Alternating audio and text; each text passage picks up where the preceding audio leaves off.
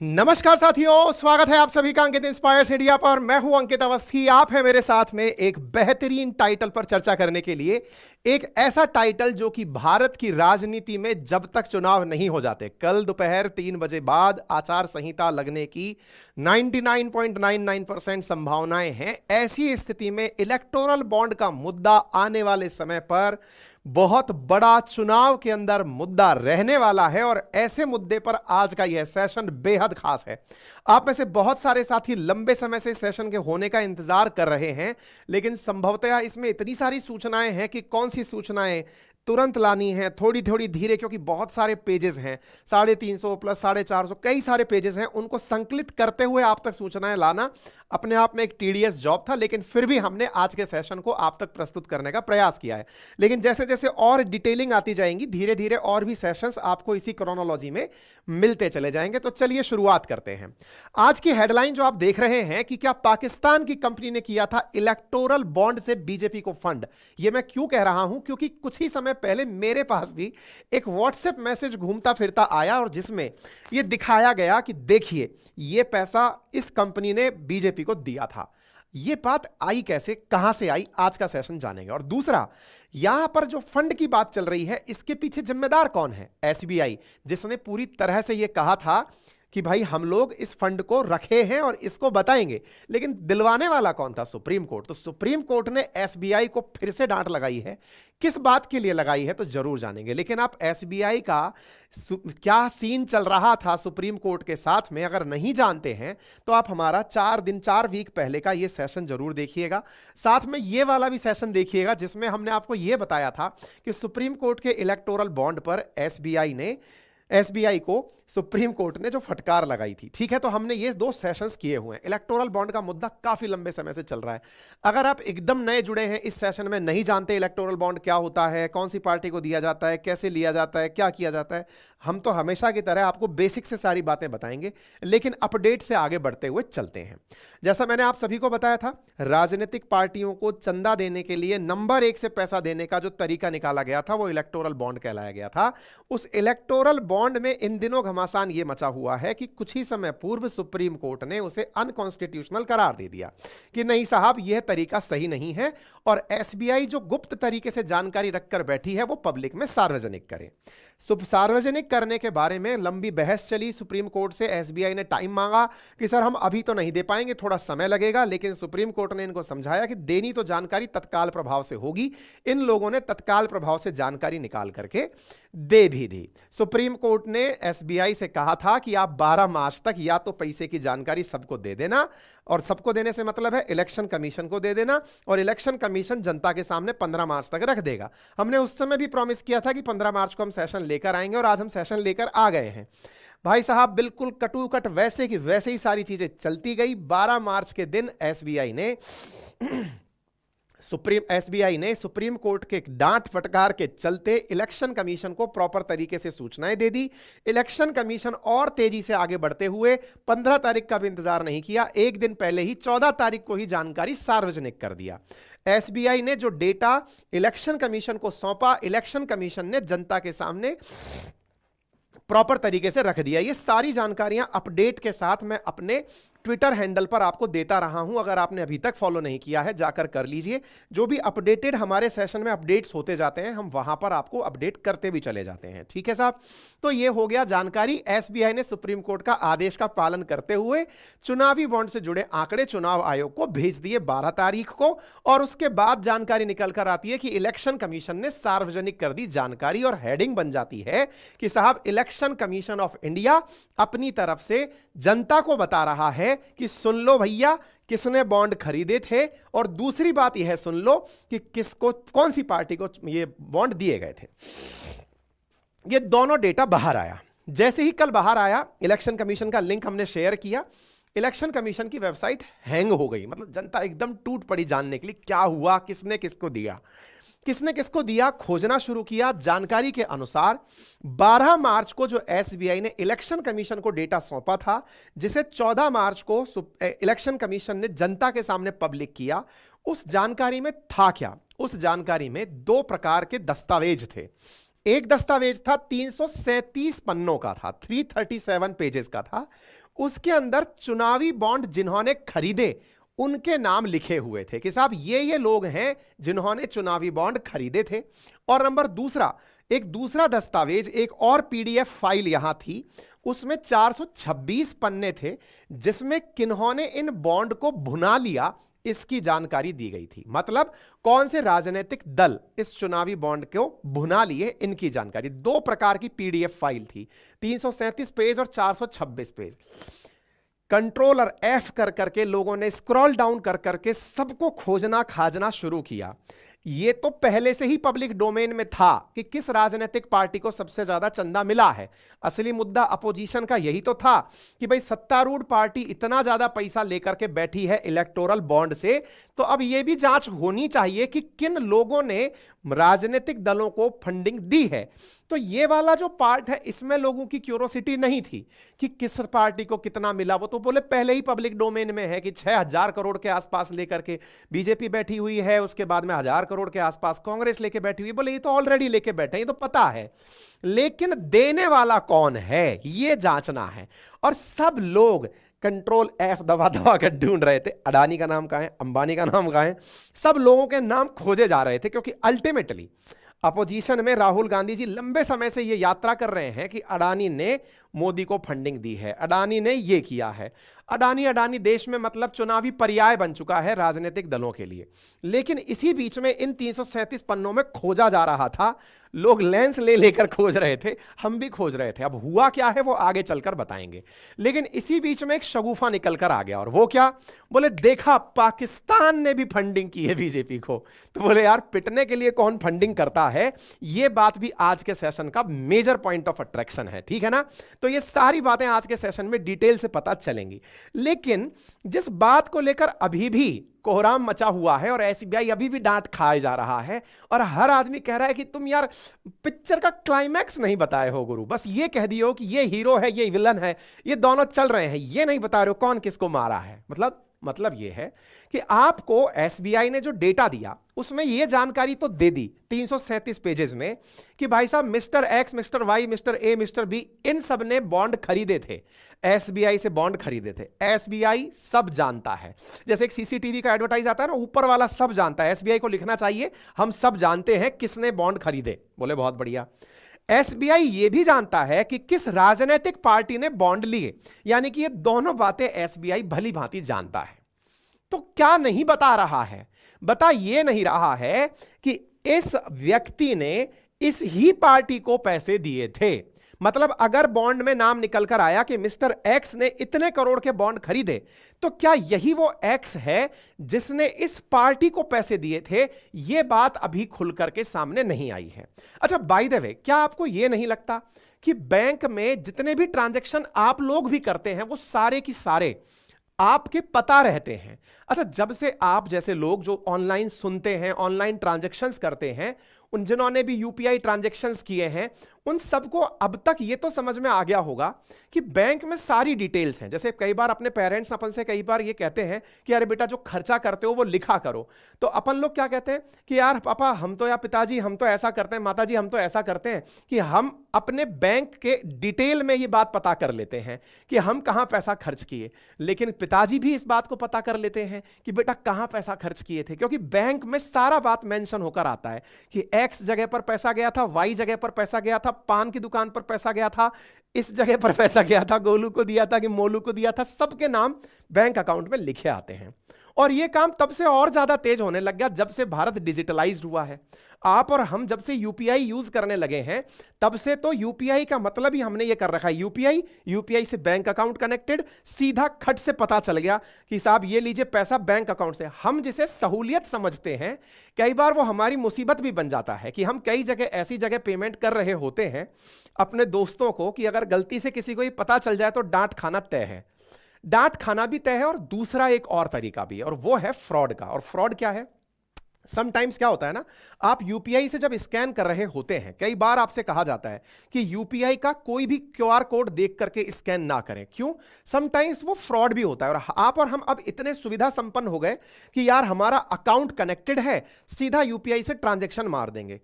Scammers क्या करते हैं कि खुद का फर्जी यूपीआई कोड बना लेते हैं या क्यूआर कोड बना लेते हैं। ये जो क्यूआर कोड आप स्कैन करते हैं, आपका बैंक अकाउंट कनेक्टेड है तो सीधा की सीधा बैंक अकाउंट साफ हो जाता है। यानी कि जो चीज हम अपनी सहूलियत के लिए कर रहे हैं उसमें एक बड़ी प्रॉब्लम छुपी हुई है कि कोई गलती से अगर गलत क्यूआर कोड स्कैन कर लिया तो हमारा पूरा अकाउंट साफ हो जाता है। इसी से बचने के लिए आपको हमारे तरह परिवार वाले पहले एक सलाह दिया करते थे कि बेटा अपना एक पैसा है ना निकाल कर साइड में रख लो, पॉकेट खर्चे के लिए, जेब खर्चे के लिए साइड में निकाल कर रख लो, बटुए में जो आप रखते थे ना पर्स में। आज के समय पर भी ऐसा संभव है। डिजिटल युग में भी अगर आप भले ही जेब में बटुआ या पर्स ना रखें, लेकिन आप अपने पैसे को अपने इलेक्ट्रॉनिक वॉलेट में रख सकते हैं, डिजिटल वॉलेट में रख सकते हैं, और वहां से बिना बैंक को यह जानकारी हुए कि आपने किसको पेमेंट दिया, ताकि लंबी लिस्ट ना निकल कर आए। और नंबर दूसरा, सिक्योरिटी पर्पज से अगर आप चाहें तो वॉलेट का भी आप डिटेल निकाल सकते हैं। वहीं दूसरी ओर कभी फ्रॉड अगर आपके साथ होना हो तो बैंक अकाउंट सफर ना करे। इस काम को लेकर आया है आपके लिए पॉकेट यूपीआई के नाम पर मोबीक्विक। जी हां साथियों, जिसकी मैं चर्चा आपके साथ कर रहा हूं आज के सेशन में, जिसके बारे में अतिरिक्त जानकारी बैंकिंग के साथ आपको मिले, उसका नाम है pocket UPI. Pocket UPI by MobiKwik. और ये क्या फैसिलिटी लेकर आए हैं और कैसे समय पर लेकर आए हैं ये जान लीजिए। आज पेटीएम का वॉलेट काम करना बंद करने वाला है, 15 तारीख है, आज ही उसका फास्टैग बंद करने वाला है। ऐसे समय पर आपको वॉलेट का एक बेहतरीन समाधान मिल जाए। और वो समाधान कैसा कि आपने अपना एक वॉलेट रिचार्ज किया, वॉलेट बैंक अकाउंट से आपने रिचार्ज किया, रिचार्ज करके अब आप यहां से किसी भी क्यूआर कोड पर, चाहे वो किसी भी कंपनी XYZ का हो, चाहे वो पेटीएम का हो, चाहे वो किसी पहले और कंपनी का रहा हो, आप स्कैन करके पैसा ट्रांसफर कर सकते हैं। नंबर एक, कई कंपनियों में पहले यह दिक्कत होती थी कि वॉलेट से अगर आप पैसा ट्रांसफर कर रहे हैं तो सामने वाले के वॉलेट में ही जाया करता था, लेकिन इसमें अगर आप वॉलेट से पैसा ट्रांसफर कर रहे हैं और सामने वाले ने अपने क्यूआर कोड को अकाउंट से कनेक्ट किया हुआ है तो आपका सामने वाले के अकाउंट में पैसा ट्रांसफर हो जाएगा। यह बेहतरीन फैसिलिटी दे रहा है पॉकेट यूपीआई बाय मोबीक्विक। साथियों, बहुत ही आसान तरीके से आप इसके वॉलेट को यूज कर सकते हैं। मैं इसके वॉलेट को यूज कर रहा हूं। इससे जो मुझे बेहतरीन फायदे लगे वो ये है कि मैं अपने ट्रांजैक्शंस को कंट्रोल कर पा रहा हूं। यानी कि आने वाले समय पर मैं कितना पैसा खर्च करूंगा मुझे पता है। मुझे अगर यह मालूम है कि मुझे 10,000 रुपए ही इस महीने खर्च करने हैं क्यूआर कोड के माध्यम से या यूपीआई से, तो मैं यहां पर पैसा नियंत्रित तरीके से पहले ऐड कर लेता हूं और महीने भर में अपने खर्च को नियंत्रित कर पाता हूं। और दूसरा, मैं किसी भी फ्रॉड से बच रहा हूं। ये दोनों खूबसूरतियां आपको मोबीक्विक के पॉकेट यूपीआई पर मिल रही है। आप भी इसका उपयोग कर सकते हैं। लिंक कमेंट बॉक्स में लगाया हुआ है। एक बेहतर प्रैक्टिस आपके लिए बनेगी ताकि आप इस यूपीआई से बेहतरीन तरीके से क्विक ट्रांजैक्शन कर पाएंगे। अब इस क्विक ट्रांजैक्शन के साथ इलेक्टोरल बॉन्ड का भी ट्रांजैक्शन सुनी लीजिए। एसबीआई के पास भी इसी प्रकार के क्विक ट्रांजैक्शंस हो रखे थे, जिसको लेकर के आप और हम क्यूरियस हैं कि यार बैंक के पास सब कुछ है। मैंने इतनी देर से अभी कहा बैंक को सब पता है, बैंक को यह भी पता है कि इन्होंने पैसा लिया है, इन्होंने पैसा दिया है, तो हम तक यह जानकारी क्यों नहीं आई। अब जो अभी तक ये बैठ करके सुन रहे हैं कि यार ये था क्या इलेक्टोरल बॉन्ड, तो साल 2018 में भारत सरकार के द्वारा एक प्रयास किया गया था कि राजनीतिक पार्टियां जो कि चंदे से ही चलती हैं, उनके चंदे के नाम पर कौन सा पैसा उन्हें प्राप्त हो। तो बोले कहीं ऐसा ना हो कि कोई टेबल के अंदर से आके पैसा दे जाए। देश की जनता को पता रहना चाहिए कि किस राजनीतिक पार्टी को कितना चंदा दिया गया। तो बोले किस राजनीतिक पार्टी को कितना चंदा दिया गया, अगर ये पता रहे तो ये पूरा प्रोसेस ट्रांसपेरेंट हो, और ट्रांसपेरेंट हो और नंबर 1 से हो। नंबर 1 से कब होगा? जब पैसा देने वाले व्यक्ति को इनकम टैक्स में रिबेट दी जाएगी। तो सरकार एक इलेक्टोरल बॉन्ड की स्कीम लेकर आ गई कि भाई राजनीतिक पार्टियों को चंदा मिले और कोई भी दे, कोई भी व्यक्ति यानी आप और हम भी दे सकते हैं, और कोई बहुत कॉर्पोरेट घराना या कंपनी भी दे सकती है। तो इस प्रकार से भारत की राजनीति में राजनीतिक दलों को कॉर्पोरेट मतलब इलेक्टोरल बॉन्ड के माध्यम से पैसा देना तय हुआ। तो ये बॉन्ड था क्या? कुछ इस प्रकार का एक बॉन्ड हुआ करता था जिसकी वैलिडिटी 15 दिन की होती थी। आप गए एसबीआई के काउंटर पर, आपने अपनी तरफ से 1000 रुपए का बॉन्ड खरीदा, लाख का खरीदा, करोड़ का खरीदा, आप पैसा दिए, बैंक वाले आपकी पूरी डिटेल भर लिए कि हाँ साहब आपका नाम ये है, हमने आपकी पूरी डिटेल भर ली है, अब आपको ये बॉन्ड देते हैं, अब जाइए और इसे उस राजनीतिक पार्टी जिसको आपको देना है दे के आ जाइए। आप इसको लिए। ये बिल्कुल वैसे हुआ जैसे आप मूवी काउंटर पर गए, वहां से पिक्चर का टिकट खरीदे, टिकट अपने पास ले लिया, अब आप खुद मूवी देखने जाएं या किसी अपने मित्र को उसे गिफ्ट कर दे कि भाई तू जा मेरी जगह देखिया, टिकट आपके पास आ गया। एग्जैक्टली जैसे टिकट का भी टाइम फिक्स होता है कि इसी शो को आप देख सकते हैं एक बार में, इनके बॉन्ड का भी फिक्स था। आप गए, बॉन्ड परचेज किया, बॉन्ड परचेज करके आपका मन है कि आप इस बॉन्ड को किस पार्टी को देना चाहते हैं, यानी किस दोस्त को देना चाहते हैं। आपको लगता है कि मुझे बीजेपी को देना है, कांग्रेस को देना है, टीडीपी को, किसी को भी देना है, दे दो। आपने दिया, वो पार्टी अब मूवी देखने के नाम पर, जैसे मूवी देखने जाते हैं ऐसे ही वो इस बॉन्ड को लेकर के बैंक में पहुंचती है कि सर मैं पैसे लेने आ गया वापस। यानी कि आपका दोस्त समझदार था, वो क्या किया, मूवी नहीं देखा, वो काउंटर पर वापस गया और सर मेरे को ना टिकट वापस ले लो, पैसे दे दो। तो ये प्रक्रिया इलेक्टोरल बॉन्ड की प्रक्रिया थी। यानी आप गए, काउंटर से जाकर के मूवी का टिकट लिए, आप अपने किसी भी जानने वाली पार्टी को दिए कि सर ये मेरी तरफ से भेंट है आपको, बोले लीजिए, मैं खुश हो गया। अब ये भेंट को आपने अपने पास क्या किया, आप वापस गए बैंक के पास, सर इसका पैसा दे दो ना मुझे। ये प्रक्रिया बनाई गई थी इलेक्टोरल बॉन्ड, आसान भाषा में ऐसे समझ लीजिए। तो जो काउंटर पे बैठा है ना, पिक्चर के काउंटर पे बैठा है, समझो वो एसबीआई बैंक का काउंटर है, उसको यह भी पता है कि मिस्टर अंकित अवस्थी हमसे यह टिकट लेकर गया था। अब यह किसको दे दिया है, यह जानकारी मिलान की है, लेकिन यह व्यक्ति जब वापस मुझसे पैसे लेना आया तो मेरे पास यह पता चल गया इस बॉन्ड का पैसा इसको पहुंच गया है। ठीक है, दोनों के अकाउंट इलेक्टोरल बॉन्ड के लिए एसबीआई ने अपने पास बनाए हुए, देश की सबसे बड़ी सरकारी बैंक ने। लेकिन बैंक ने यह जानकारी कि अंकित ने जब 10 टिकट खरीदे तो इनमें से 10 की 10 इस व्यक्ति को दे दिए, अपने मित्र को दे दिए, या इसको 5 दिए, इसको 4 दिए, इसको 3 दिए, इसको 2 दिए, इसको 1 दिए, बोले कुछ इस प्रकार से इसने वितरण किया है क्या, यह जानकारी अभी तक क्लियर नहीं है। क्यों नहीं है, क्योंकि एसबीआई आपको यह जानकारी अभी तक नहीं दिया है। तो एसबीआई क्या किया है, बस इतना बता दिया है कि साहब इसको इतना था, इसने इसका इतना ले लिया, इसने इसको दिया है, वो जानकारी अभी तक एसबीआई नहीं दिया है। चलिए कोई बात नहीं। तो कुल मिलाकर के इस इलेक्टोरल बॉन्ड को लाने वाले जेटली साहब थे और इस प्रकार से वो इलेक्टोरल बॉन्ड लेकर आए और इलेक्टोरल बॉन्ड भारत के अंदर प्रॉपर तरीके से एसबीआई के माध्यम से दिया जाता था। और वही हुआ, आज जो है वो उसकी जानकारी पब्लिक डोमेन में आ गई है कि किस व्यक्ति ने बॉन्ड खरीदे थे और किस राजनीतिक दल को बॉन्ड मिले थे। क्या जानकारी नहीं आई है कि मैंने इस राजनीतिक दल को ही दिए थे, अभी यह जानकारी बाहर नहीं आई है। ठीक है ना। अच्छा, लेकिन इस जानकारी पर ही कि साहब इतने लोगों ने बॉन्ड खरीदे थे, राजनीति में घमासान होना शुरू हो गया है। क्या घमासान होना शुरू हुआ है कि भाई 337 पन्नों में जिन लोगों के नाम हैं, वो लोग कौन हैं जिन्होंने बॉन्ड परचेज किए। ये तो पता था कि किसको मिले, लेकिन साहब किन्होंने परचेज किए, परचेज करने वाला व्यक्ति जिसको जब इलेक्टोरल बॉन्ड लाया गया था तब यह आश्वस्त किया गया था कि आपकी जानकारी को पब्लिक में नहीं लाया जाएगा, गुप्त रूप से रखा जाएगा। आज उस बेचारे के नाम उजागर कर दिए गए हैं। उस व्यक्ति ने सोचा ही नहीं था कि उसका नाम किसी दिन पब्लिक में आ जाएगा कि मैंने इस पार्टी को इतने पैसे दिए हैं। मेरे टीम मेंबर्स तो खोजने गए थे कि सर आप भी तो चंदा वंदा नहीं दे दिए हैं, नाम खोजने गए थे, बच गए हम भाई साहब। ऐसी स्थिति में इन लोगों के भीतर खोजने के लिए लोग पहुंचे कि यार देखा जाए कि इनमें किसका नाम है, कि कौन व्यक्ति खरीदा था। सब लोग जिन जिन पर डाउट करते थे, राजनीति में जिनके नाम उछलते थे, किसी भी राजनीति पार्टी के द्वारा, जब भी किसी पॉलिटिकल पार्टी के द्वारा किसी कॉर्पोरेट का नाम लिया जाता था, सबको यहां स्कैन किया गया कि भाई नाम है कि नहीं उस बात का। भाई साहब एसबीआई ने डेटा, चुनाव इसकी इलेक्शन कमीशन ने डेटा जो पब्लिक किया वो सीजेआई के कहने पर ही किया था, क्योंकि मिलान की इन्होंने परमिशन की मना कर दी थी। कितना पैसा आया था इलेक्टोरल बॉन्ड से, लगभग 9000 करोड़, जिनमें से 6500 करोड़ बीजेपी का था, 1123 करोड़ कांग्रेस को मिला था और ऑल इंडिया तृणमूल कांग्रेस को 1092 करोड़ मिला था। यानी कि सब पार्टीज में, और ऐसे ही आप देखें तो बहुत सारी पार्टियों को बढ़िया बढ़िया पैसा मिला हुआ है। ठीक है साहब। अब ये जो पैसा मिलकर के बाहर आया, इस पैसे के बाद में जानकारियों का एनालिसिस होना धीरे धीरे शुरू हुआ।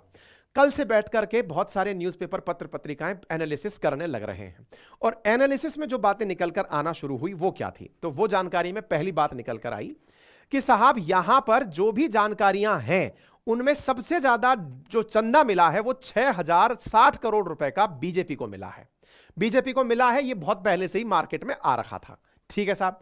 एसबीआई ने 2018 में शुरू हुई परियोजना में अब तक 30 किश्तों में 16,518 करोड़ रुपए के इलेक्टोरल बॉन्ड जानकारी सार्वजनिक की है और इसमें 1 अप्रैल 2019 से 15 फरवरी 2024 के बीच 22,217 बॉन्ड खरीदे गए थे। यानी जब से ये अब देखना ध्यान से, बात क्या है, बॉन्ड आया 18 में था और यहां पर एसबीआई के द्वारा जो हलफनामा दिया गया है उसमें 2019 का डेटा मेंशन किया गया। यह बात भी आप लोगों को यहां पर समझने की आवश्यकता है। 2019 17 के अंदर इंट्रोड्यूस किया गया था, 18 से चालू हो गया था। 18 से चालू हुआ तो यहां पर यह जानकारी 1 अप्रैल 19 से क्यों आई है, पहला सवाल यहीं से खड़ा होना शुरू हो गया। नंबर दूसरा सवाल क्या आया है, इस बीच में 22,217 बॉन्ड खरीदे गए हैं जो कि इस 3 मूल्य वर्ग में है, 1 लाख का बॉन्ड, 10 लाख का बॉन्ड और 1 करोड़ का बॉन्ड। इस अवधि के दौरान भुनाए गए बॉन्ड में कुल संख्या 22,030 है। आप में से कुछ लोग पूछेंगे 22,030 है तो बाकी जो बच गए 200 बॉन्ड वो कहां गए। बॉन्ड में प्रोविजन था कि अगर 15 दिन में आपने कैश नहीं किया तो वो सारे की सारे बॉन्ड प्रधानमंत्री राहत कोष में चले जाएंगे, तो वो वहां चले गए। अच्छा, एक और बात बताता हूं, ये जो बॉन्ड की खरीद फरोख्त का डेटा आया है, इस डेटा में खरीदने वाले जो लोग निकल कर आए उनमें सबसे बड़ा जो नाम निकल कर आया, जिसके बारे में विचार किया जा रहा था कि भारत की कोई बहुत बड़ा कॉरपोरेट घराना होगा, यहां पर एक ऐसी चीज का नाम निकल कर आया जो कि बड़ी ही संदिग्ध गतिविधियो68 के लिए जाना गया। क्या नाम है साहब इसका? Future gaming and hotel service private limited. कितना चंदा दिया है ये?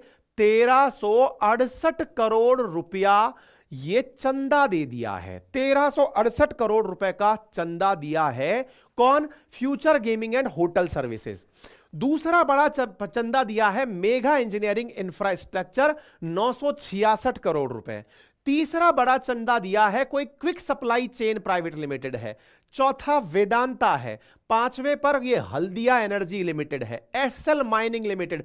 इस प्रकार से देश भर में 100 करोड़ से ऊपर लगभग 20 बड़ी कंपनियां हैं जिन्होंने चंदा दिया है 100 करोड़ रुपए से ऊपर। अब देखो, फिर से मैंने क्या कहा, ये तो पता चल गया कि ये 100 करोड़ से ऊपर चंदा देने वाले इतने लोग हैं, लेकिन ये चंदा किसको दिए ये अभी भी डेटा नहीं क्लियर है। क्लियर होना लाजमी कैसे है भाई? 100 से ऊपर 20 है तो सीधा सीधा अगर मैं 100 इंटू 20 भी करता हूं तो 2000 करोड़ का तो डेटा एग्जैक्टली सामने रखा है। और भी अगर इसको राउंड फिगर में ले 3000 करोड़ का तो डेटा सामने दिख रहा है। ये जो टॉप 20 लोगों का दिया हुआ है, निश्चित ही तय है इनमें से अधिकांश कई लोग ऐसे होंगे जिनका मेजर पैसा बीजेपी के पास गया होगा। क्यों गया होगा? जब 9000 करोड़ का मामला है उसमें से 6500 करोड़ या 6000 करोड़ रुपए अगर केवल बीजेपी के पास गया है तो इसका मतलब यह हुआ कि लगभग 70-75% पैसा जो है वो किसके पास गया है? बीजेपी के पास गया। तो इस पैसे में से भी बड़ा पैसा बीजेपी के पास गया होगा। तो यह भी सार्वभौमिक सत्य हो गया साहब कि यहां से पैसा गया तो है और इन लोगों के द्वारा दिया गया है। ठीक है साहब। इनमें से जो कंपनियों के नाम निकल कर आए उनमें से बिड़ला समूह से जुड़ी हुई कंपनियों के द्वारा 107 करोड़ रुपए, पीरामल समूह के द्वारा जुड़ी हुई कंपनियों से 48 करोड़ रुपए, सिप्ला लिमिटेड के द्वारा 39 करोड़ रुपए, ऐसे ही एक और धारीवाल करके कोई कंपनी है उसके द्वारा 115 करोड़ रुपए, जायडस के द्वारा 29, किरण मजूमदार शॉ जो बायोकेम वाली हैं उनके द्वारा 6 करोड़ रुपए। 10 अप्रैल को 24 बॉन्ड और खरीदे। इस प्रकार से ये सारे के सारे डेटा आने लगे। ठीक है, ये देखिए ये सारी की सारी लिस्ट है। इनमें कुछ बड़े उद्योगपतियों के नाम जैसे लक्ष्मी निवास मित्तल 35 करोड़ रुपए, पिरामल एंटरप्राइजेस ये सब हो गया, सिप्ला, बजाज, जिंदल, सन फार्मा 20-25-25, मैकेंजी, मैनकाइंड फार्मा, बजाज फाइनेंस, मारुति सुजुकी, अल्ट्राटेक, टीवीएस मोटर्स 10-20-50 करोड़ रुपए की फंडिंग इन सब कंपनियों के द्वारा इलेक्टोरल बॉन्ड के माध्यम से की गई है। बड़ी बड़ी कंपनियां हैं की हैं। और ऐसी स्थिति में कंपनीज जिन्होंने, अब ये तो कंपनी की बात बताई, कुछ पर्सनल लोग भी थे जैसे कि आप और हम जैसे लोग व्यक्तिगत रूप से अगर पैसा देने निकले हों तो उनमें जिन लोगों का नाम निकल कर आया उनमें से यहां पर देखें कंपनीज विद मिनिमम मैंडेट, माफी चाह रहा हूं, जिन्होंने सबसे कम पैसे दिए, नीचे से लिस्ट में जो कंपनियां थी वो 30 करोड़, 10 करोड़, 5 करोड़, 3.5 करोड़ इस प्रकार की थी। और जो 10 इंडिविजुअल व्यक्ति थे, यानी कि व्यक्ति जिसने कंपनी के नाम पर नहीं खुद के नाम से पैसे दिए, उसमें नाम निकल कर आया एसएन मोहंती का, लक्ष्मी निवास मित्तल का, एलन मित्तल का, 25 करोड़ देने वाले लक्ष्मीदास वल्लभ दास, अस्मिता मर्चेंट, केआर राजा, राहुल भाटिया, राजेश, ये इंडिविजुअल कैपेसिटी में सबसे ज्यादा दिए गए चंदे वाले लोग हैं। मतलब हमें क्या क्या पता चल गया, सबसे ज्यादा पैसे देने वाले कंपनी कौन सी है, सबसे ज्यादा पैसे देने वाले इंडिविजुअल्स कौन से हैं, ये दो बातें पब्लिक में आ गई। तीसरी बात क्या आई साहब निकल करके, तो ये बात क्लियर हो गई। इसके बाद में सबसे ज्यादा पैसा किनको मिला, बीजेपी को इस चंदे से 6000 करोड़, टीएमसी को 1600 करोड़, कांग्रेस को 1421 करोड़, बीआरएस को 1214 करोड़, बीजेडी को 775 करोड़, डीएमके को 639 करोड़, आम आदमी पार्टी को 65 करोड़, एआईडीएमके को 6 करोड़। इस प्रकार से यह पैसा पूरी तरह से गया। अब यह जो जानकारी मैंने आपको साझा की है, इस जानकारी को बनाने में भी न्यूज़पेपर वालों का धन्यवाद, जो इन्होंने इतने सारे पन्ने पढ़ करके ये सारी डेटा निकाली है। ये डेटा थोड़ी बहुत ऊपर नीचे हो भी सकती है, क्योंकि पेजेस आप समझ रहे हैं 350 प्लस 450, इतने सारे पेजेस में जो डेटा लिखा हुआ है उसको अक्यूमुलेट करके रफली ये आइडिया निकला है। ये थोड़ा बहुत ऊपर नीचे भी हो सकता है, ठीक है। जो सबसे ज्यादा टॉप डोनर निकल कर आए उसमें से कौन था, एक गेमिंग की कंपनी थी, मेगा इंजीनियरिंग 966 करोड़ वाली ये थी। इस प्रकार से साहब ये बड़ी बड़ी कंपनियां थी। इतनी देर तक का सेशन सुनने के बाद आप भी मेरी ही तरह कम से कम यही तलाश कर रहे होंगे कि भाई साहब इनका नाम कहां है। और कोई व्यक्ति है जो मेरा अकाउंट बनाया हुआ है, मेरे नाम से अकाउंट बनाया हुआ है अंकित सर पैरोडी के नाम से, ट्विटर पर उसका ये ट्वीट बड़ा पसंद आया जिसमें ये लिखा है कि हमारा नाम मिला क्या। ये दोनों लोग हंसते हुए दिख रहे हैं। अच्छा, ये जो इनका हंसना है ना, यही एक बड़ी चिंता की तरफ इशारा करता है साहब। क्या इशारा करता है कि यार ये कैसे संभव है, सबका नाम है और इनका नाम नहीं है। मतलब ये पैरोडी है, मजाक है कि इन लोगों का नाम इस लिस्ट में नहीं है। फिर भाई इनका नाम नहीं है और बहुत सारी कंपनियों का नाम है, क्या ये रिवर्स थिंकिंग नहीं ला देती? भाई इनका नाम क्यों नहीं है? फिर क्या ये पहले से इतने समझदार हो गए थे कि एक दिन खुलेगा ये राज? या तो नंबर एक ये है, या दूसरी बात निकलकर ये आती है कि क्या ऐसा तो नहीं है कि इन लोगों ने पैसा तो दिया लेकिन अपने नाम से नहीं दिया, तो फिर किस नाम से दिया? फर्जी कंपनी के नाम से दिया। जो फर्जी कंपनी है उनको क्या कहते हैं? उनको शेल कंपनी कहते हैं। इसलिए आज के जो अपोजिशन है उसके द्वारा जिस नाम को सबसे ज्यादा उछाला जा रहा है वो है शेल कंपनीज, कि साहब शेल कंपनीज से फंडिंग हुई है। अब ये देखने वाली बात है, शेल कंपनी से फंडिंग हुई है तो ये जांच का विषय है कि कौन सी कंपनी शेल कहलाएगी। शेल का मतलब होता है वैसी कंपनीज जिनके बारे में आप ये आश्वस्त ना हो। जैसे कोई कंपनी है XYZ नाम से कोई कंपनी बना दी जो अपना टर्नओवर दिखा रही है 1000 करोड़ का, आप खोजने गए तो पता चला इसका तो ऑफिस ही नहीं है। भाई साहब इतना सा छोटू सा ऑफिस लेके चल रही है, ये क्या काम करती हो? 1000 करोड़ बना कैसे लेती होगी? जिनका आप काम रिलेट ना कर पाते, पैसा कैसे बना लिए? भाई फर्जी आदमी लग रहे हो, तो देख के लग रहा है कि तुम काम चौकीदार का कर रहे हो और पैसा तुम 1000 करोड़ लेके बैठो। भाई चल क्या रहा है? तो ऐसी स्थिति में शेल कंपनीज पर डाउट बढ़ा। अपोजिशन का जो सवाल उठ रहा है वो अब क्या उठ रहा है? भाई साहब बहुत बढ़िया, इन दोनों के नाम नहीं है, समझ में आया। तो फिर ये दोनों पैसा काहे नहीं दिए? या ये ओवर स्मार्ट थे कि नहीं देंगे, खोज लो, और अगर है ऐसा तो फिर इसका मतलब कोई शेल कंपनी का मामला, यानी अब दिशा दूसरी तरफ निकल गई है। चलिए साहब, तो एक चीज तो ये हो गई। लेकिन इसी बीच में एक और मामला निकल कर आ गया। और वो क्या मामला निकल कर आ गया? समाजवादी प्रहारी नाम से ट्विटर अकाउंट है समाजवादी पार्टी की तरफ से, उसमें एक ट्वीट आया और वो क्या था कि पाकिस्तान की कंपनी है हब पावर कंपनी, इसने साल 2019 में लोकसभा चुनाव के समय बीजेपी को 95 लाख रुपए का चंदा दिया। पुलवामा में भी हमारे जवानों की हत्या हुई थी। अब ये समाजवादी प्रहरी नाम से ब्लूटिक धारी हैं, अब पता नहीं कौन है, ये पार्टी होगी मेरे हिसाब से, नहीं है, चेक कर लेंगे, लेकिन ट्वीट पे है ये जानकारी, ठीक है। ऐसे ही बहुत सारे लोगों ने ऐसे ट्वीट्स लिखे हुए हैं। एक है जैक बाधू लिखा हुआ है जिसमें लिख रहा है बिग एक्सपोज्ड। क्या बिग एक्सपोज्ड है? अच्छा, ये व्हाट्सएप घूमता घूमता मेरे पास भी आया था, जिसमें क्या था कि सब पाकिस्तान बेस्ड एक कंपनी है जिसका नाम है हब पावर कंपनी। उसने इलेक्टोरल बॉन्ड के माध्यम से बीजेपी को पैसा दिया है और पुलवामा अटैक के दौरान दिया है। तो भाई साहब देख लो किस प्रकार का देशद्रोह हो रहा है। इस प्रकार से यह मामला ट्वीट्स के माध्यम से फैलना शुरू हो रहा है। बिग एक्सपोज्ड, शॉकिंग एक्सपोज्ड, लोग लिखना शुरू कर दिए कि बीजेपी ने पैसा पाकिस्तान से लिया है। अब भाई साहब ये कंपनी का नाम आने लगा हब पावर कंपनी। हब नाम क्यों आने लगा? तो इस बारे में जांच होना शुरू हुई हब पावर कंपनी के नाम से कि साहब ये इस प्रकार से चंदा दी हुई है। हब पावर कंपनी अचानक हिट हो गई कि साहब इलेक्शन कमीशन ने जो जानकारी दी है उसमें हब पावर कंपनी है, और हब पावर कंपनी है तो ये पाकिस्तान वाली हब पावर कंपनी है। फिर भाई साहब थोड़ी देर में यह बात क्लियर हुई कि नहीं, यह एक जानकारी मिसलीडिंग है, यह भ्रम फैलाया जा रहा है। इसकी जानकारी कैसे मिली? जीएसटी डिपार्टमेंट की तरफ से, मतलब सरकार की तरफ से एक नोटिफिकेशन सी, क्लैरिटी आ गई कि यह व्यक्ति इंडिया में रजिस्टर्ड कंपनी की तरफ से है और यह इंडिया के अंदर बाकायदा कोई रवि मेहरा नाम का व्यक्ति है जिसका लीगल नेम है और इंडिया में रजिस्टर्ड व्यक्ति है, उसके द्वारा पैसा दिया गया है। यहां पर दिया गया व्यक्ति है इंडिया का व्यक्ति और उसी ने पैसा दिया है और यह बहुत कॉमन सेंस की बात भी थी। लेकिन देखिए, चुनाव के समय में बहुत तेजी से जो भ्रम फैलाया जाता है उसमें यह बहुत तेज भ्रम था, लेकिन यह बड़ा कॉमन सेंस था कि बॉन्ड केवल एसबीआई के पास जाकर खरीदे जा सकते थे। पाकिस्तान की कंपनी तो खरीदने आएगी नहीं।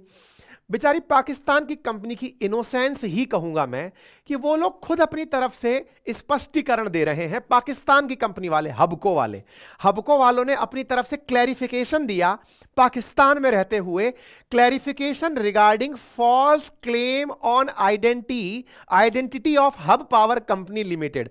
बोले भाई हमें लेकर के कुछ गलत फहमियां हो गई हैं। It has come to our attention that Hubco is being mistakenly identified as and connected to recent inquiry India about electoral bond.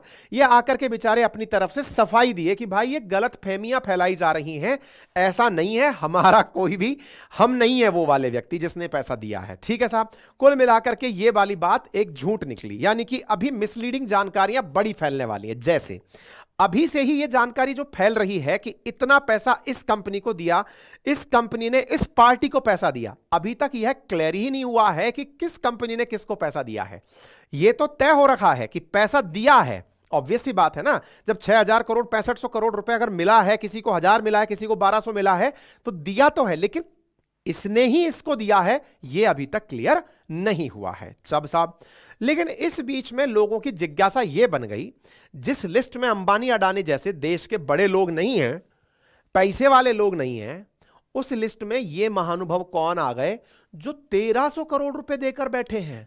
भाई साहब 1368 करोड़ रुपए राजनीतिक चंदा देकर एक व्यक्ति बैठा हुआ है।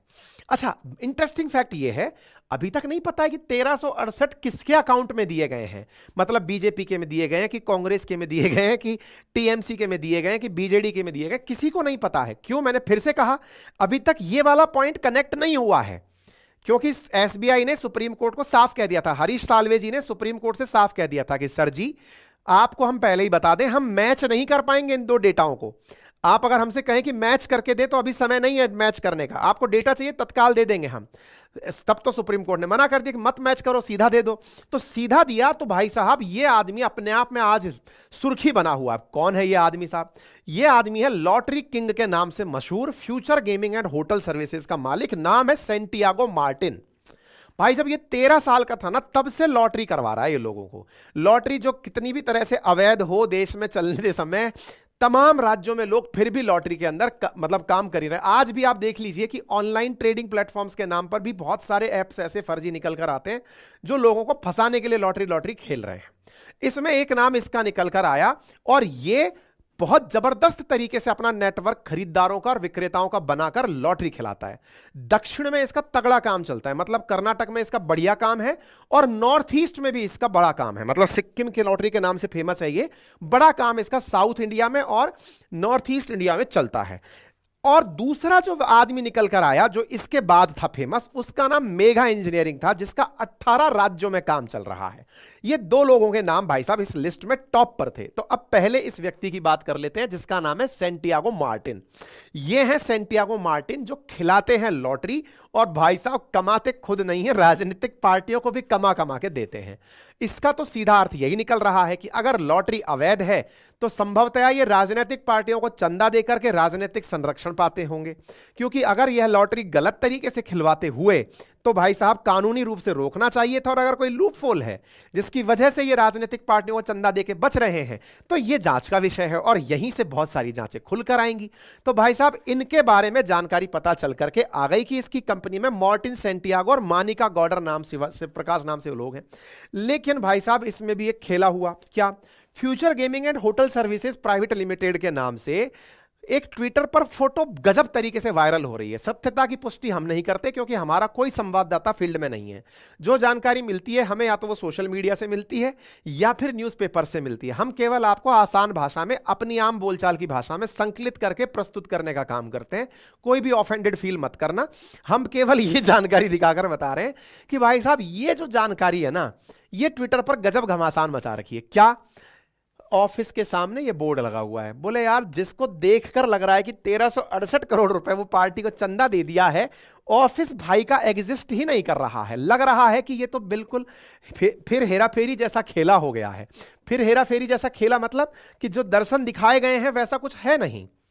भाई साहब धीरे धीरे फिर इसके बारे में जानकारी निकलना शुरू हुई। क्या जानकारी निकलना शुरू हुई? कि इनकम टैक्स डिपार्टमेंट के द्वारा 2019 में भी इसके 70 प्रमाइसेस पर लॉटरी किंग के रेड डाली गई थी। ईडी ने इसके घर पर 11 और 12 मई को भी 2023 में भी रेड मारी है। ईडी ने इसके खिलाफ कई बार कंप्लेंट भी दर्ज की है, यानी ईडी और सीबीआई इस पर कईयों बार कार्रवाई कर चुकी है। 2019 में फ्यूचर गेमिंग के खिलाफ मनी लॉन्ड्रिंग की भी जांच शुरू हुई थी, जब कंपनी से संबंधित 250 करोड़ रुपए से अधिक की संपत्ति जब्त कर ली गई थी। 2 अप्रैल 2022 को ईडी ने 409 करोड़ रुपए की चल संपत्ति कुर्क कर ली थी। इन संपत्तियों की कुर्की के 5 दिन बाद फ्यूचर गेमिंग ने 100 करोड़ रुपए के इलेक्टोरल बॉन्ड खरीदे थे। अब बड़ा इंटरेस्टिंग खेला हो रहा है। मतलब देखो, इस इतनी सी लाइन को अगर ध्यान से पढ़ोगे तो इसमें बहुत सारी बातें हैं। 2019 से 24 के बीच में 1300 करोड़ रुपए के बॉन्ड खरीदे। मैं फिर से बता रहा हूं, किसने बॉन्ड खरीदे ये पता चल गया, राजनीतिक पार्टी को बॉन्ड मिले ये पता चल गया, लेकिन इस व्यक्ति ने इसी राजनीतिक पार्टी को बॉन्ड दिए ये नहीं पता चला। इस चक्कर में हर दूसरा व्यक्ति अपने आप को जासूस विजय समझ रहा है और सब लोग तार जोड़कर देख रहे हैं कि ऐसा हुआ होगा और ऐसा हुआ होगा। जैसे पहला तार जो जोड़ा गया वो क्या है देखते हैं। देखो, ईडी ने 2019 में शुरुआत में फ्यूचर गेमिंग के खिलाफ मनी लॉन्ड्रिंग की जांच शुरू की, यानी इसके ऊपर डाउट हुआ ईडी को। कैसे हुआ भाई? तो बोले भाई इसने बॉन्ड खरीदे थे इसलिए जांच हुआ। तो इसका मतलब ये हुआ इसने खरीदे थे तो इसने हो सकता है किसी ऐसी पार्टी को पैसे दिए हो जिस पार्टी को बीजेपी पसंद ना करती हो। देखो, तार जोड़ना, अपने आप का खुफिया दिमाग जोड़ना। अब कैसे जोड़ते हैं इस चीज को, थोड़ा सा ट्रायल मारते हैं। देखो कैसे। आरोप विपक्ष का हमेशा से क्या रहा है कि भाई एसबीआई सरकारी बैंक है, सरकार ही उसका सबसे बड़ा चेयरमैन नियुक्त करती है। सरकार को वहां से यह पता था कि कोई व्यक्ति बॉन्ड खरीदा है तो वो कौन है, और सरकार को तो यह भी पता था एसबीआई के माध्यम से कि यही व्यक्ति किस पार्टी को जाके बॉन्ड दिया है। तो सरकार को जब पता चला कि बेटे तुम हम तक तो नहीं पहुंचे, तुम बॉन्ड खरीदे थे, हम खुश हुए कि तुम आओगे, तुम हम तक नहीं आए, कहीं और चले गए। कहां गए? चलो भाई जांच करो, इतना पैसा इस आदमी के पास कैसे आ गया। जांच करने के लिए ईडी पहुंची। 250 करोड़ रुपए से 250 करोड़ रुपए से अधिक की संपत्ति जब्त कर ली गई। ये तार जोड़ रहे हैं अपन जासूस विजय की तरह। मुझे भी सच्चाई नहीं पता है, अपन अभी कयास लगा रहे हैं जो बैठ करके कल पनवाड़ी की दुकान पर लोग लगाएंगे कि यार ये हुआ होगा गुरु यार, तो वही चर्चा अपन भी कर लेते हैं, परिवार ही तो है अपना। इसके बाद में 2 अप्रैल 2022 को ईडी ने मामले में 409 करोड़ रुपए की चल संपत्ति और कुर्क कर ली, यानी कि 2022 तक फिर भी इसने अगर पैसा नहीं दिया होगा, भाई प्रेडिक्शन है 1300 करोड़ रुपए का अगर बॉन्ड खरीद के किसी को दिया है और फिर भी तुम बेटा नहीं आए हो, तो क्या ऐसा तो नहीं है कि तुमको फिर से हमारा डर नहीं है, तुम गए हो और जाकर पैसा किसी और को दे दिए हो, लाओ इसका और संपत्ति अटैच करो, कुछ तो गड़बड़ है। फिर भाई साहब 5 दिन बाद 7 अप्रैल को, 2 अप्रैल को 409 करोड़ की हुई संपत्ति कुर्क, फिर जाकर ये 700 करोड़ रुपए की बॉन्ड और खरीद लिया। इससे ये निकल कर आता है कि हो सकता है कि जब ये बॉन्ड खरीदा होगा फिर इसको समझ में आ गया कि नहीं भाई पैसा देना पड़ेगा, अदरवाइज ये ईडी और ये सीबीआई नहीं छूटेगी, और उसने जाकर 100 करोड़ रुपए जाकर दे दिए होंगे। ऐसा मैं क्यों कह रहा हूं? क्योंकि अभी जो अपोजिशन है वो इस प्रकार की चीजें ही हाईलाइट कर रहा है कि देखा ये था खेला, पहले धमकाओ, पैसा दे, तू पहले किसी और को दे के आ गया है, अब तू हमको भी दे। इस प्रकार से ईडी सीबीआई का उपयोग किया गया। अभी राहुल गांधी जी ने भी प्रेस कॉन्फ्रेंस की थोड़ी देर पहले, सेशन अपना इसलिए भी लेट हुआ था कि उसमें किस चीज पर उन्होंने हाईलाइट किया है। ठीक है, इंडियन एक्सप्रेस की रिपोर्ट के अनुसार ईडी ने सैंटियागो मार्टिन और उसकी कंपनी के अंदर PMLA, prevention of money laundering act, कि कहीं पैसा घुमा के तो नहीं लाता है, महादेव ऐप का वाला सिस्टम तो नहीं है, उसके तहत भी इसकी जानकारी जुटाना शुरू किया था। और ईडी और सीबीआई इसके ऊपर एक चार्जशीट भी शुरू कर चुकी है। मतलब खेला तो है गुरु। ईडी के अनुसार मार्टिन और अन्य लोगों ने फलाने फलाने लॉटरी के नियमों का उल्लंघन किया है और कुल मिलाकर के ये चीज हुई है। फिर लोग खोज करके एक फोटो निकाल रहे हैं। क्या इसी के सुपुत्र है चार्ल जोस मार्टिन, जिसकी 2024 में मार्च की एक तस्वीर लोगों ने पोस्ट कर दी, अभी की पोस्ट की है, लेकिन ये अब घटना अप्रैल 2023 की है, जिसमें ये अपने आप को निर्मला सीतारमण जी के साथ मिलकर खुश होता हुआ दिखा रहा है। साथ में जब ये खुश होकर दिखा रहा है, साथ में ये दिखा रहा है कि देखिए मैं स्पेस स्टेशन के लॉन्चिंग के कार्यक्रम में गया था, पैसा लेके घूम रहे हो तो घूम रहे हो। ऐसे तरीके से इसकी तस्वीरें लोग खोज कर ले आए कि देखिए ये बीजेपी से जुड़ा हुआ है। लेकिन भाई सबका आईटी सेल जबरदस्त तरीके से काम करता है। वो लोग खोज कर ले आए कि देखिए ये स्टालिन को भी पैसे देते हुए दिख रहे हैं। भाई साहब लोग खोज खोज कर निकालने लगे कि देखो ये आदमी जो है ये वेस्ट बंगाल की सीएम ममता बनर्जी से भी संपर्क रखते हैं और उनके साथ भी डोनेशन दिए हुए हैं। मतलब कुल मिलाकर के लोगों ने गजब तरीके से आनंद लेते हुए यही कहा कि जो फ्यूचर गेमिंग कंपनी है इसको देख करके वो वाला सीन याद आ जाता है, अगर आप हेरा फेरी देखे हैं, जिसमें कि विपाशा बसु ना एक फर्जी कंपनी खोल करके उन लोगों को बेवकूफ बनाती हैं और पैसा लेके भाग जाती हैं। बोले कुछ ऐसी कंपनी तो नहीं है जो फ्यूचर गेमिंग नाम तो है पर खेला बस पैसे इधर उधर करने का कर रहा है। तो पहला केस फ्यूचर गेमिंग का संभवतः समझ में आ गया होगा। अब दूसरे की तरफ चलते हैं साहब। दूसरा निकल कर आता है एक और मामला इलेक्टोरल बॉन्ड के ऊपर, वो है मेगा इंफ्रास्ट्रक्चर का। उसके बारे में जानकारी निकल कर आई मेगा इंजीनियरिंग के बारे में कि भाई ये कौन सी कंपनी निकल गई। भाई उसकी तो छोटी सी कंपनी का ऑफिस था, इसका तो बढ़िया ऑफिस था यार, मेगा इंजीनियरिंग इंफ्रास्ट्रक्चर लिमिटेड नाम से कंपनी का ऑफिस है, बढ़िया है ये तो बोले इसके बारे में क्या पता चला, तो बोले यार इसका बारे में मालूम ये चला कि ये राजनीतिक दलों को दूसरा सबसे बड़ा चंदा देने वाली पार्टी बनी है। 1000 करोड़ रुपए के इसने बॉन्ड खरीदे 2019 से और 24 के बीच में। अब इसने मेगा इंजीनियरिंग तेलंगाना सरकार की कालेश्वरम बांध परियोजना जैसी प्रमुख परियोजनाओं में शामिल रही है। अब यह कालेश्वरम बांध परियोजना क्या है? असल में तेलंगाना के अंदर, तेलंगाना नया राज्य था, 2016 में वहां पर कालेश्वरम बांध परियोजना नामक परियोजना शुरू हुई थी, कुछ हजारों करोड़ की थी। नेट पर तो डेटा है 60,000 जाने 80,000 करोड़ रुपए की परियोजना थी। उस परियोजना को पूरा करने वाली मेगा इंजीनियरिंग इंफ्रास्ट्रक्चर लिमिटेड थी। अब इसने चुनावी चंदा दिया है। अब ये चंदा कहां दिया है? अब लोगों के तार जुड़ रहे हैं कि बेटा कालेश्वरम का काम किए होगे तुम, इतने करोड़ का था तो इतना पैसा तो तुम उसी देश उसी राज्य की पार्टी को दिए होगे। तो वहां पर जो पार्टी थी वो चंद्रशेखर राव की पार्टी थी, तो भैया तुम उसको पैसा दियो। लोग तार जोड़ रहे, सब जासूस विजय हैं। ये तो तब पता चलेगा जब फिर से सीजीआई कहेंगे एसबीआई को कि बेटा आप तार जोड़ के तुम ही बताओ कौन किसको दिया है, ये क्लियर करो। अभी वो क्लियर हुआ नहीं है ना, सब तो तार जोड़ रहे। कालेश्वरम में पैसा दिया गया होगा भाई। ऐसी स्थिति में जुड़कर फिर यह आता है कि नहीं यार और भी हो सकता है। बोले क्यों? क्योंकि ये जोजिला जो सुरंग बनी है और पोलावरम जो बांध बना है वो वाला काम भी यही वाली कंपनी की है। तो इसका मतलब यह हुआ कि इसके पास पैसा जो है वो और पार्टियों को भी देने के लिए रहा होगा। बोले ऐसा क्यों? बोले ऐसा इसलिए क्योंकि 2019 में आयकर विभाग ने इसके दफ्तर पर छापेमारी की थी और इसके बाद फिर ईडी भी पहुंच गया था। ऐसी स्थिति में 12 अप्रैल को इसने 50 करोड़ रुपए के फिर बॉन्ड खरीदे हैं। इसका मतलब यह हुआ कि कुछ तो गड़बड़ है दया, क्योंकि ये बॉन्ड खरीद रहा है और ईडी के जाने के बाद बॉन्ड खरीद रहा है। इसका मतलब इसके जो बॉन्ड हैं इनमें जब ईडी पहुंची है तो सर प्लीज पार्टी फंड में पैसा डाल देंगे, पीछे मत पड़िए आप। तो हो सकता है ऐसा कुछ रहा हो। अब ये सब बातें मैं क्यों बोल रहा हूं? क्योंकि अभी मैं लास्ट में चलूंगा और उसमें आप रिलेट कर पाएंगे कि ऐसा हुआ है तो किस तरह से हुआ है क्या। ऐसे तीसरा नाम निकल कर आया वेदांता लिमिटेड का। वेदांता लिमिटेड, वेदांता वाले साहब वही हैं जिनका सेमीकंडक्टर के मामले में आप बात सुने थे। लेकिन वेदांता वाले अपने बारे में कहते हैं बड़ी कंपनी है, देश की बहुत बड़ी कंपनी है, बढ़िया शेयर चलता है इनका। ये अपने बारे में ये कहते हैं कि देश की 1.4% जीडीपी पर मतलब इनका वो है प्रोडक्शन है, मतलब इतना बढ़िया काम करते हैं ये। ठीक है साहब, इन्होंने 386 करोड़ रुपए के बॉन्ड खरीदे। देखो इतने सारे, मैं आज का सेशन लंबा होने का मैं क्षमा चाहता हूं क्योंकि इतने सारे मुद्दे हैं ना, खोलते चले जाओगे तो इसमें कई सेशन करने पड़ जाएंगे। तो अभी और भी करेंगे, भविष्य में भी करेंगे।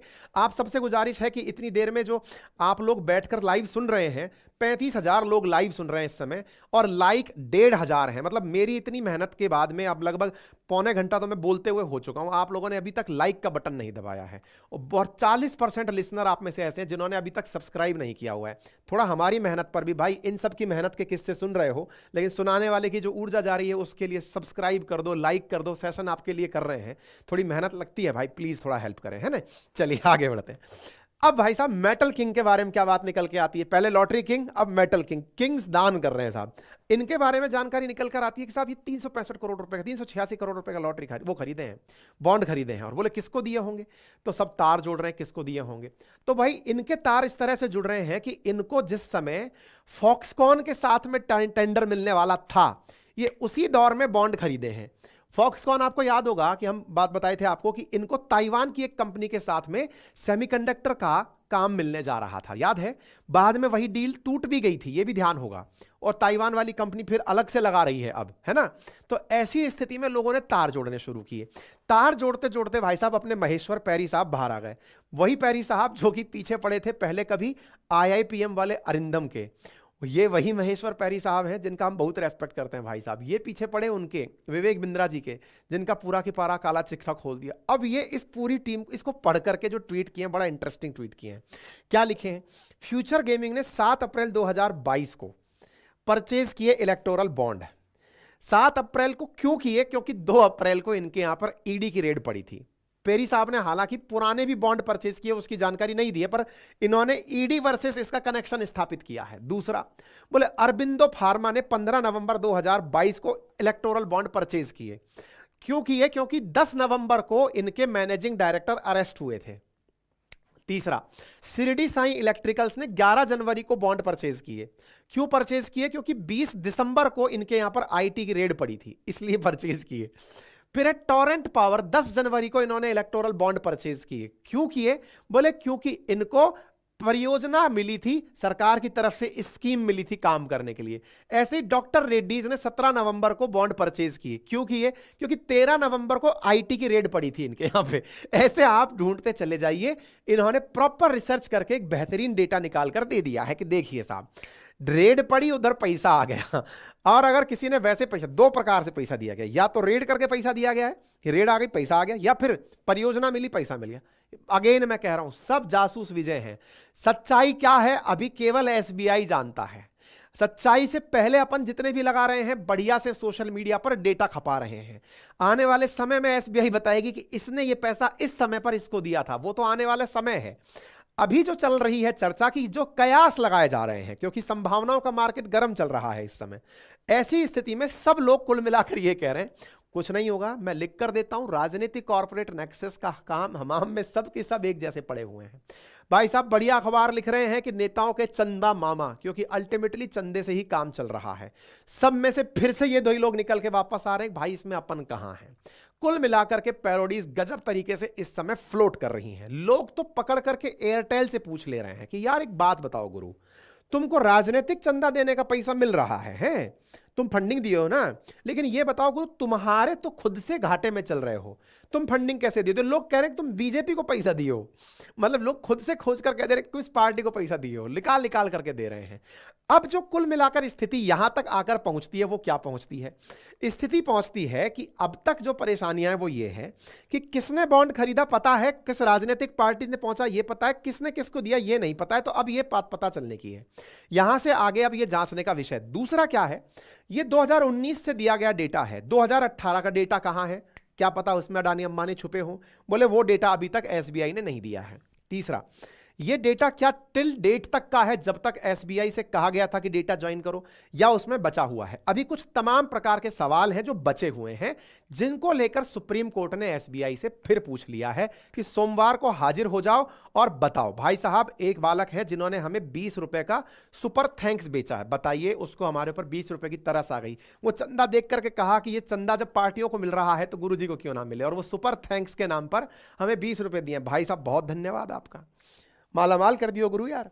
ठीक है, तो ऐसी स्थिति में आप लोगों को कुल मिलाकर बात क्या समझ में आनी चाहिए कि विषय अभी सुप्रीम कोर्ट में मंडे को फिर पहुंचेगा, और राजनेताओं के द्वारा ट्वीट्स का दौर जारी है।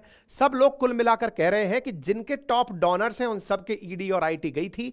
अपोजिशन की तरफ से अखिलेश यादव जी लिख रहे हैं, जयराम रमेश जी लिख रहे हैं, और सब ने अपनी तरफ से अपनी बातें लिखी है। अब फाइनली कांग्रेस ने अपनी तरफ से नई डिमांड रखी है।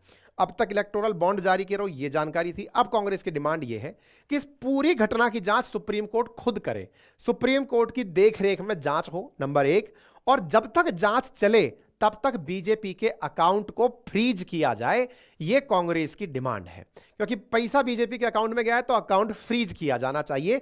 अब यहां पर कांग्रेस नई डिमांड लेकर आ गई। अब देखना होगा, सोमवार को सुप्रीम कोर्ट ने फिर से बुला लिया है एसबीआई को कि चले आओ, तो हम आपके पास सोमवार को हम भी हाजिर होंगे, एक बार के लिए क्या हुआ है बताने के लिए होंगे, ठीक है ना। तो अपडेट आपको बढ़िया से मिल गया है तो लाइक और शेयर करने से पीछा मत हटिएगा। अब मुसीबत क्या फंस रही है वो सुनिएगा साहब। बैंक जो है ना वो एसबीआई से, सॉरी, जो लोग हैं ना वो एसबीआई से कहने लग रहे हैं कि भैया एसबीआई, तुम नाम दे दिए हो, समझ में आया, नाम के आगे तुम ना एक यूनिक कोड लिखते थे, वो यूनिक कोड गायब है, हमें यूनिक कोड बता दो, हम मैच कर लेंगे। तो एसबीआई से कहा है सुप्रीम कोर्ट ने कि तुम वो यूनिक कोड काहे नहीं दियो अभी तक। तो बोले सर वो हमको आपको पहले ही मना कर दिए थे, हम तो उसको डिकोड करके दिए हैं, आपको कोड क्यों देंगे, हम तो डिकोड करके दिए हैं। एसबीआई को कहा सुप्रीम कोर्ट ने, यार तुम ज्यादा दिमाग नहीं लगा रहे हो, तुम एक बार सोमवार को फिर से आओ, तुमसे बतियाया जाएगा। तो भाई साहब फिर से इनको बुलाया गया है। इस बीच में अपने प्रशांत भूषण जी भी आ गए हैं निकल करके, वो अपडेट दिए हैं और प्रॉपर तरीके से supreme court, SBI, election commission, राजनीतिक पार्टी, मतलब इस चुनावी मुद्दे के अंदर सुप्रीम कोर्ट का बहुत बड़ा महत्व आ चुका है और सुप्रीम कोर्ट बढ़िया से काम कर रही है। लोग अपनी अपनी तरह से तमाम कयास लगा रहे हैं, चुनाव सिर पर है, सब लोग आराम से इस खेल को देखते रह जा रहे हैं, बाकी सबका निर्णय आपका अपना होता है। मेरी तरफ से अभी के लिए इतना ही। मेहनत पसंद आई हो तो चैनल को सब्सक्राइब कर लेना, जिसमें 0.19 सेकंड लगता है, कोई खर्चा नहीं लगता है। नंबर दूसरा, आपको हमने एक लिंक पिन किया है, कमेंट बॉक्स पिन किया है। अगर अपने जेब से हो रहे खर्चे को कंट्रोल रखना चाहते हो, यानी कि आपको रहे कि मैंने 10,000 रुपए महीने खर्च करने हैं, तो वॉलेट यूज करिए मोबीक्विक का, जो कि एक बेहतर तरीका है यूपीआई पेमेंट करने का। आप अपने पैसे को कंट्रोल से स्थापित कर सकते हो और दूसरी सबसे इंपॉर्टेंट बात, किसी भी प्रकार के फ्रॉड से बच सकते हो, ठीक है। फ्री ऑफ कॉस्ट प्रोसेस है, जाकर लिंक कर लीजिएगा। और फिलहाल के लिए इतना ही। और हां, अंत में एक बार फिर कहूंगा, जाते जाते चैनल को सब्सक्राइब करना बिल्कुल मत भूलना। हमारे 41.6% व्यूअर ऐसे हैं जो सेशन पूरा सुनते हैं लेकिन चैनल को सब्सक्राइब नहीं करते हैं। जिन्होंने सब्सक्राइब किया हुआ है कृपया करके वो अन्य साथियों से साझा कर दें, अपना फीडबैक कमेंट बॉक्स में लिख दें, चैनल को लाइक